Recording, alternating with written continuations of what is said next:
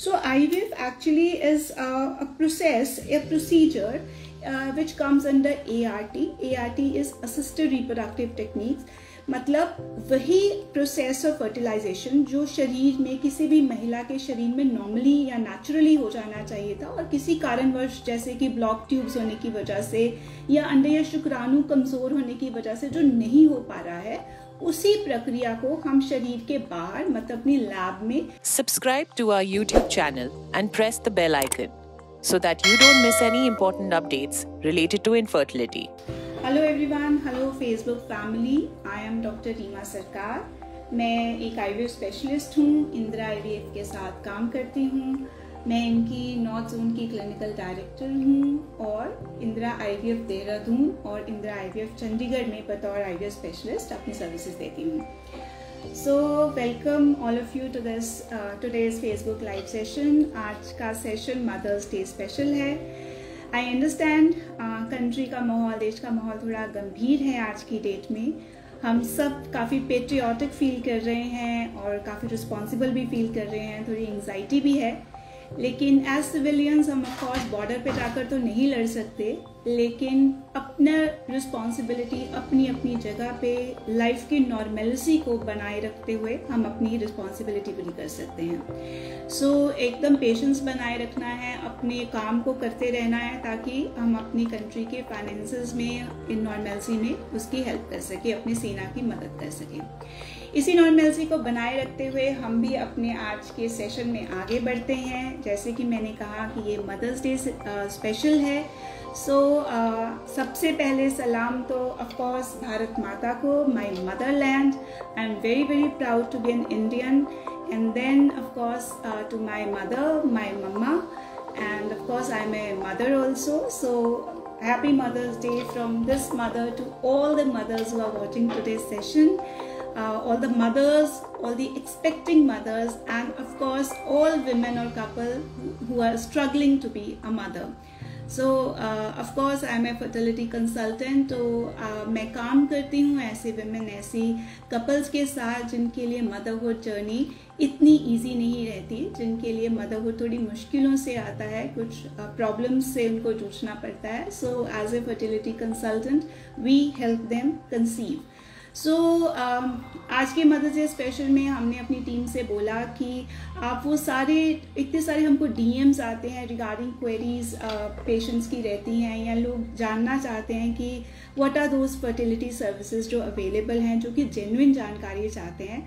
सो हमने इन सारे डीएम से टॉप 10 क्वेश्चंस वो निकाले जो सब कॉमनली, जो सबसे ज़्यादा जो पूछे जा रहे थे। And actually I am very surprise to see कि आज की डेट में, आज हम 2025 में हैं, लेकिन आज की डेट में भी सबसे पहला, सबसे कॉमन सवाल जो लोग पूछते हैं वो ये जानना चाहते हैं कि आईवीएफ एक्चुअली होता क्या है, what is it that we do, हम क्या करते हैं आईवीएफ में, कैसे इन कपल्स को हेल्प कर पाते हैं कंसीव करने में। So IVF actually is a procedure which comes under ART. ART is Assisted Reproductive Techniques. मतलब वही प्रोसेस ऑफ फर्टिलाइजेशन जो शरीर में किसी भी महिला के शरीर में नॉर्मली या नेचुरली हो जाना चाहिए था और किसी कारणवश जैसे कि ब्लॉक ट्यूब्स होने की वजह से या अंडे या शुक्राणु कमजोर होने की वजह से जो नहीं हो पा रहा है, उसी प्रक्रिया को हम शरीर के बाहर मतलब अपनी लैब में जिस स्टेप में वो नहीं हो पा रहा, उस स्टेप को कंप्लीट कराकर एक गर्भ को, एक भ्रूण को या एक एम्ब्रियो को या एक बच्चे को हम माइक्रोस्कोपिक स्टेट में शरीर के बाहर ही अपनी लैब में क्रिएट करके फिर उसको वुमन के या पेशेंट के गर्भ में हम वापस ट्रांसफर कर देते हैं ताकि वो उसके आगे नेचुरली मदर के वूम में ही ग्रो कर पाए। सो इसको हम आईवीएफ की प्रक्रिया बोलते हैं। इसके काफ़ी सारे स्टेप हो सकते हैं, जैसे कि अब ये कहना आसान है कि हमने महिला के अंडों को बाहर निकाल लिया, लेकिन ये काफ़ी टेक्निकल होता है। इसके लिए हमें पहले उन अंडों को शरीर के अंदर ही मैच्योर कराना पड़ता है और उसके लिए हमें काफ़ी सारे हार्मोन के इंजेक्शंस देने पड़ सकते हैं उस महिला को, जिसको हम ओवेरियन स्टिमुलेशन बोलते हैं। सो ये स्टार्ट होता है नॉर्मली पीरियड के सेकेंड डे से। 10 से 12 टीके लगाए जाते हैं और उसके बाद जब एक पर्टिकुलर लेवल ऑफ मैच्योरिटी तक ये एग्स पहुंच जाते हैं, तब हम उनको एक पतली सुई डालकर ओवरीज में उनको शरीर से बाहर निकाल लेते हैं, जिसे हम ओवम रिट्रीवल या ओवम पिकअप प्रोसीजर बोलते हैं। अपनी लेबोरेटरी में पति के शुक्राणुओं को लेके हम इन दोनों को कंबाइन कराते हैं। जब एक बच्चा 4 या 5 दिन के कल्चर के बाद हमारे लैब में एक बच्चा या एक ब्लास्टोसिस्ट स्टेज का एम्ब्रियो बन जाता है, तब हम उसको माँ के गर्भ को हम रेडी करके इसी बच्चे को हम वापस माँ के गर्भ में रख देते हैं, जिसको कि एम्ब्रियो ट्रांसफर का प्रोसेस का स्टेप बोला जाता है। तो ये है आईवीएफ की प्रक्रिया। इसके बाद जो सबसे कॉमन क्वेश्चन पूछा गया है वो है आईवीएफ का सक्सेस रेट कितना होता है इंडिया में। देखिए, सक्सेस रेट को नापने के अलग अलग तरीके अलग अलग इंस्टीट्यूट्स अपनाते हैं, अलग अलग ऑर्गेनाइजेशंस अपनाते हैं। जैसे कि सबसे कॉमन है कि बीटा एचसीजी हम नाप लेते हैं महिला के यूरिन में आफ्टर एम्ब्रियो ट्रांसफर के 14 दिन के बाद। हम महिला के यूरिन में या ब्लड में एक बीटा एचसीजी नाम का हार्मोन जो नाप लेते हैं। हम लोग सीरम बीटा एचसीजी या ब्लड बीटा एचसीजी भेजते हैं, और अगर वो 100 से ऊपर होता है तब हम बोलते हैं कि प्रेगनेंसी आ गई है। इसके अलावा कुछ लोग देते हैं कि अगर 6 हफ्ते बीत गए हैं और उस पर हम अल्ट्रासाउंड करें, तो अगर हमें 5 हफ्ते पर अगर हमें एक जेस्टेशनल सैक या बच्चे की थैली अगर हमें बच्चेदानी में दिखाई देनी शुरू हो गई है, या 6 हफ्ते पर अगर उसकी उसकी फीटल बच्चे की हार्ट बीट आ गई है, तो उसको हम क्लिनिकल प्रेगनेंसी बोलते हैं। उसको वो सक्सेस का मायना रखते हैं। या कुछ लोग कहते हैं कि अगर आप 20 वीक्स ऑफ प्रेगनेंसी क्रॉस कर गए हो, ऑनगोइंग प्रेगनेंसी है, उसको वो सक्सेस मानते हैं। और कुछ लोग कहते हैं कि नहीं, अगर आप डिलीवरी करा पा रहे हो या घर लेके जा रहे हो, लाइव बर्थ रेट या फिर टेक होम बेबी रेट को वो सक्सेस का मेजर रखते हैं। सो अगर मैं केवल अगर बीटा एचसीजी ब्लड के टेस्ट की बात करूं, अगर इसको हम अपना पैरामीटर मान के चलें, तो अराउंड 70 to 80% तक के पेशेंट्स जो हैं आज की डेट में आईवीएफ से कंसीव कर सकते हैं। मतलब अगर हम 100 पेशेंट्स को ले रहे हैं तो ऑलमोस्ट 70 to 80% ऑफ पेशेंट्स को प्रेगनेंसी आईवीएफ के माध्यम से या बीटा एचसीजी पॉजिटिव वो हो पाएंगे। So this is a very good success rate. Actually 100% नहीं है डेफिनेटली, लेकिन याद रखिए ये वो पेशेंट्स हैं जिनको और किसी भी तरीके से प्रेगनेंसी नहीं आ पा रही थी। तो अगर 100 में से 80 लोग भी प्रेगनेंसी लेके जा पाते हैं, it's a very good procedure जिसको कि करना चाहिए। इससे पहले कि मैं ये सारे क्वेश्चंस जल्दी से ले लूँ, आप भी जो लोग देख रहे हैं, अगर आपके मन में भी कोई सवाल है तो जल्दी से कमेंट बॉक्स में टाइप कर दीजिए फटाफट ये आंसर्स करके। फिर मैं जो भी लाइव सेशन के दौरान क्वेश्चंस पूछे जा रहे हैं उनको आंसर करने का कोशिश करूंगी। So next question is IVF करने के लिए बेस्ट एज क्या है? What is the best age? देखिए, आईवीएफ प्रोसीजर को हम एज देख के किसी के लिए रिकमेंड नहीं करते हैं। आईवीएफ करने के लिए इम्पॉर्टेंट होता है कारण, किस कारण से क्या प्रॉब्लम है जिसकी वजह से कपल कंसीव नहीं कर पा रहा है। सो अगर आप अगर आप अपने 20s में भी हो या 30s में भी हो, लेकिन आपकी ट्यूब्स दोनों ब्लॉक्ड हैं और किसी भी ट्यूब ओपनिंग या किसी भी और प्रोसीजर से प्रेगनेंसी नहीं आ पा रही है, सो आपके लिए आईवीएफ उसी एज पे सही है। अगर आपका AMH 0.01 है, बिल्कुल नील के बराबर है, तो आप चाहे 20 साल के भी हो या 22 साल के भी हो या 25 साल के भी हो, तो भी आपके ट्रीटमेंट ऑफ चॉइस ART ही रहेगा। हैविंग सेड दैट, हम लोग इंडिया में हैं और आज की डेट में हमें यहाँ पर ART लॉ फॉलो करना पड़ता है। इसमें तेरी मर्जी मेरी मर्जी नहीं चलेगी। सो गवर्नमेंट ऑफ इंडिया ने इस लॉ के माध्यम से एक एज की लिमिट सेट करके रखी है। सो मिनिमम 22 और मैक्सिमम 50 ईयर्स ऑफ एज महिला की आप इसके बियॉन्ड आईवीएफ नहीं कर सकते हैं इंडिया में। और पुरुष की एज 55 की ऊपर तय की गई है, जिसके ऊपर आईवीएफ के लिए पेशेंट नहीं लिया जा सकता। तो ये हमको कुछ लीगल कंप्लायंसेस है जिसका ध्यान रखना बहुत बहुत जरूरी है। Next question is very commonly asked कि आईवीएफ ट्रीटमेंट का एक्चुअली टोटल कॉस्ट कितना आता है इंडिया में। देखिए, कॉस्ट एक बहुत ही वेग सवाल है। ऑफ कोर्स आई एग्री कि सबसे इम्पोर्टेंट सवाल यही होता है कि क्या मैं इसको अफोर्ड कर पाऊंगा कि नहीं, और क्या मुझे प्रेगनेंसी आएगी कि नहीं। कॉस्ट हर कोई जानना चाहता है, लेकिन कॉस्ट को जवाब देना इतना सिंपल नहीं है, क्योंकि ये काफ़ी डिपेंड कर सकता है आपकी सिचुएशन पे। सो इसका खर्चा अगर मैं देखूं तो 1 लाख से 2-2.25 लाख तक के भी वेरी कर सकता है, डिपेंडिंग अपॉन आईवीएफ। मतलब हम जो भी आपके शरीर में स्टेप पूरे नहीं हो पा रहे हैं, उनको हमें शरीर से बाहर करना पड़ेगा। सो आईवीएफ का खर्चा मेनली सबसे ज्यादा डिपेंड करता है इंजेक्शंस पर। वो इंजेक्शंस जो किसी को भी ओवरीज को स्टिमुलेट करने के लिए हार्मोन के लगाए जाते हैं। तो ये इंजेक्शंस डिफरेंट टाइप के आते हैं। जैसे आप खाना भी आटा भी लेते हैं, तेल भी लेते हैं, वो भी डिफरेंट वेराइटीज का हो सकता है। कुछ ऑर्गेनिक वेजिटेबल्स होती हैं, कुछ आम नॉन ऑर्गेनिक भी आप लेते हो, या तेल है आपको केवल ऑलिव ऑयल ही लेना है, आपको अच्छी क्वालिटी का लेना है। इसी तरीके से मेडिसिन भी डिफरेंट टाइप्स की हो सकती हैं। सो वो मेडिसिन जो कि अनरिफाइंड हैं, जो जितना कम रिफाइंड रहेंगी वो भी काम तो करेंगी अपनी बॉडी में, लेकिन उनकी कंसिस्टेंसी, एक तो एफिकेसी, मतलब वो बहुत ज़्यादा ज़रूरी नहीं है कि वो उतना अच्छा काम करें अंदर, उतनी इफेक्टिव हो हमारे अंदर, प्लस उनके साइड इफ़ेक्ट्स हो सकते हैं कंपेयर टू दोज इंजेक्शंस जो कि हाईली रिफाइंड होते हैं, रिकॉम्बिनेंट DNA टेक्नोलॉजी से बने हुए होते हैं। ऐसे इंजेक्शंस ज़्यादा अच्छे से काम करते हैं, ज़्यादा अच्छे से ओवेरियन स्टिमुलेशन स्मूथ चलता है, और इनके साइड इफ़ेक्ट्स भी अपनी बॉडी पे कम से कम आते हैं। सो डिपेंडिंग अपॉन कि कौन से इंजेक्शंस लगाए गए हैं, ऑफ कोर्स जो जितनी हायर टेक्नोलॉजी से इंजेक्शन बना होगा वो थोड़ा कॉस्टली तो रहेगा, लेकिन उतना ही हमारे लिए ट्रीटमेंट फ्रेंडली और पेशेंट फ्रेंडली रहेगा। सो एक तो ये कॉस्ट डिपेंड करेगी कि कौन से इंजेक्शंस यूज़ करे गए हैं। उसके अलावा डिपेंड करेगा कि कौन कौन सी एक्स्ट्रा सर्विसेज या एक्स्ट्रा लेट्स से सक्सेस को इम्प्रूव करने के लिए कौन कौन सी एक्स्ट्रा मोडेलिटीज का यूज आईवीएफ के साथ किया गया है। जैसे कि क्या आईवीएफ को डे 2 या डे 3 एम्ब्रियो की स्टेज पे ही ट्रांसफर कर दिया गया था, क्या एम्ब्रियो को जिस साइकिल में स्टिमुलेशन हुई, इंजेक्शंस लगे, उसी साइकिल में ही ट्रांसफर कर दिया गया था, जो कि मदर्स में साइड इफेक्ट कर सकता है, या फिर उसको क्रायो प्रिजर्व करके, मतलब फ्रीजर में डालकर अगले महीने ट्रांसफर किया गया था, जिससे कि मदर के साइड इफेक्ट्स बहुत कम आते हैं। सो क्या इन फैसिलिटीज का यूज किया गया, क्या ब्लास्टोसिस स्टेज तक के लेके गए, क्या लेजर के द्वारा हैचिंग कराने की जरूरत पड़ी, जो कि टीबी के केसेस में या फ्रोजन ट्रांसफर्स के केसेस में या एंडोमेट्रियोसिस के केसेस में कभी कभी हमें बहुत जरूरत पड़ जाती है कि हम हैच करा के ही एम्ब्रियोस को डालें। या फिर किसी में हो सकता है कि यूट्रस बहुत अच्छा ना हो और उसको लैप्रोस्कोपी या हिस्ट्रोस्कोपी करके के माध्यम से या प्लेटलेट डालने के माध्यम से थिन एंडोमेट्रियम के केसेस में।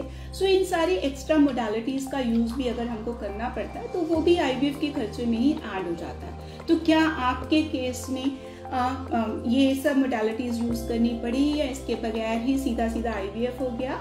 हर केस अलग अलग होता है। कुछ एक पेशेंट्स बहुत सारे अबॉर्शंस के बाद आते हैं, उनमें हमें केवल प्लेन आईवीएफ नहीं, उनमें जेनेटिक टेस्टिंग भी करनी पड़ सकती है, उनमें हमें ईरा टेस्ट करना पड़ सकता है। सो ऐसे केसेस में कॉस्ट ऊपर जा सकती है, ज़्यादा से ज़्यादा 1 से 2.25 लाख के बीच में वेरी कर सकती है। आपको क्या करना है, आपको देखना है कि आपका अपने डॉक्टर के पास बैठना है, उनसे समझना है, सिर्फ कॉस्ट मोटा नहीं, आप उनसे पूरे डिटेल मांग सकते हैं। आपका हक है कि डॉक्टर क्या आप मुझे डिवाइड करके बता सकते हैं कि मेरा कॉस्ट इतना क्यों जा रहा है और ऐसा क्या आप मेरे में यूज कर रहे हैं जिसकी वजह से क्या ये जस्टिफाइड है। और अगर आपको लगता है कि आप आपके डॉक्टर से बात करने के बाद कि नहीं ये कॉस्ट जस्टिफाइड है, तो प्लीज अपने डिसीजंस को उसी तरीके से सोच समझ के लीजिए। डॉक्टर्स या फर्टिलिटी क्लिनिक्स भी आपकी हेल्प के लिए ही बैठे हैं, लेकिन of course you should know, आपका पूरा हक है अपने डॉक्टर के साथ आप स्प्लिट करके या अकाउंट्स जो भी डिपार्टमेंट है उनके साथ बैठ के अपने केस को समझिए, कॉस्ट को, और 1 से 2.25 लाख की तैयारी आप प्लीज करके चलें अगर आप आईवीएफ साइकिल कराने का सोच रहे हैं। इसके बाद सवाल है आईवीएफ कितना टाइम लग जाता है, कितने साइकिल लगते हैं। सो जैसे कि मैंने पहले बताया कि आईवीएफ जो है उसको हम 1 महीने में तो पहले पेशेंट को हम ओवेरियन स्टिमुलेशन हार्मोन के इंजेक्शंस लगाकर एम्ब्रियोज क्रिएट करते हैं, फिर एक गैप डालते हैं। ठीक है, आज सेम साइकिल में भी ट्रांसफर किया जा सकता है, लेकिन पेशेंट के लिए बेटर होता है अगर हम ओवेरियन हाइपर स्टिमुलेशन से बचना चाहते हैं, मदर्स के ऊपर साइड इफेक्ट से बचना चाहते हैं, तो हम ये प्रेफर करते हैं एज आईवीएफ स्पेशलिस्ट कि हम उस एम्ब्रियो को फ्रीज कर लें और फिर नेक्स्ट मंथ में यूट्रस को रेडी करके फिर ट्रांसफर करें। सो मिनिमम 1 to 2 मंथ्स तो लग सकते हैं। और उसके अलावा अगर बीच में लेप्रोस्कोपी या जेनेटिक टेस्टिंग की जरूरत पड़ सकती है तो ये टाइम पीरियड बढ़ सकता है, जो कि आप अपने डॉक्टर्स के साथ बैठ के अपना केस डिस्कस करें, पर usually 2 to 3 months is the maximum. इसके अलावा है, क्या IVF बेबी नेचुरल बेबी जैसे ही होते हैं? जी बिल्कुल नेचुरल बेबी की तरह ही होते हैं। आज हम 2025 में खड़े हैं। फर्स्ट बेबी जो था वो 1978 में आया था और इतने साल के बीच में मिलियंस ऑफ बच्चे पैदा हो चुके हैं ऑल ओवर द कंट्री, जो कि बिल्कुल जो खुद ही नहीं IVF बेबीज है बल्कि उनके आगे भी वो कंसीव नेचुरल तरीके से करके नॉर्मल बेबीज प्रोड्यूस कर चुके हैं। सो ये बच्चे बिल्कुल देखने में, चलने में, ब्रेन वाइज, मेंटल, फिजिकल, हर तरह की डेवलपमेंट इनकी नेचुरल बच्चों की तरह ही होती है।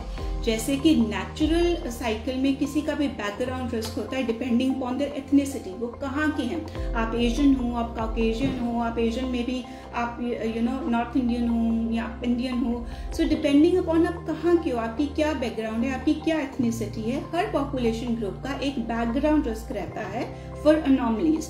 सो ये चाहे वो नेचुरल तरीके से कंसीव हो या IUI से या IVF से, ये बैकग्राउंड रिस्क हर पेशेंट का रहेगा ही रहेगा।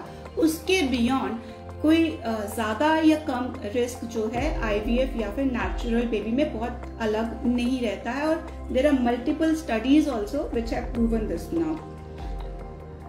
IVF के साइड इफेक्ट्स क्या होते हैं? जी ये एक बहुत ही कॉमन क्वेश्चन है। एक कंसेप्ट, मतलब ज़्यादातर लोगों के दिमाग में ये रहता है कि देखो हार्मोन के इंजेक्शंस लगेंगे, अननेचुरल है, क्या क्या मेरी बॉडी पे रिस्क आ सकते हैं।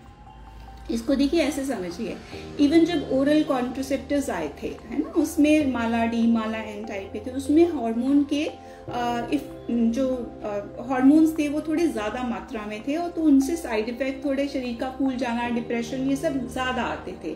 लेकिन जैसे जैसे समय बढ़ा है और आज हमारे पास रिफाइंड प्रोडक्ट्स हैं, ज़्यादा अच्छे ओरल कॉन्ट्रासेप्टिव हैं जिनके मिनिमल साइड इफेक्ट्स रहते हैं, ज़्यादा एफिकेशियस है, इसी तरीके से इस फील्ड में भी काफ़ी रेवोल्यूशन आई है। और जो इनिशियल हम जो इंजेक्शंस यूज़ करते थे और अब जो हम एंटागनिस्ट प्रोटोकॉल्स यूज़ करते हैं, इनके साइड इफ़ेक्ट्स बहुत ही मिनिमल मैं कहूँगी जो बॉडी पे होते हैं। अगर आप इंजेक्शंस ले सकते हैं, पतली नीडल होती है एकदम इंसुलिन के इंजेक्शंस जैसी, अगर आप ये मल्टीपल इंजेक्शंस ले सकते हैं तो आप IVF करा सकते हैं।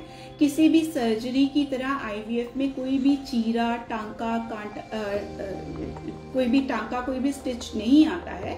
So please IVF I would say physical से ज़्यादा मेंटली ज़्यादा परेशान करता है, तो इसको थोड़ा स्ट्रांग होके कराइए। एक बहुत मुश्किल नहीं है IVF कराना। ज़्यादा से ज़्यादा साइड इफ़ेक्ट्स क्या होते हैं? नोजिया हो सकता है, वॉमिटिंग हो सकती है, चिड़चिड़ापन रह सकता है, शरीर में थोड़ी ब्लोटिंग लग सकती है जब तक कि हार्मोन के इंजेक्शंस लगते हैं।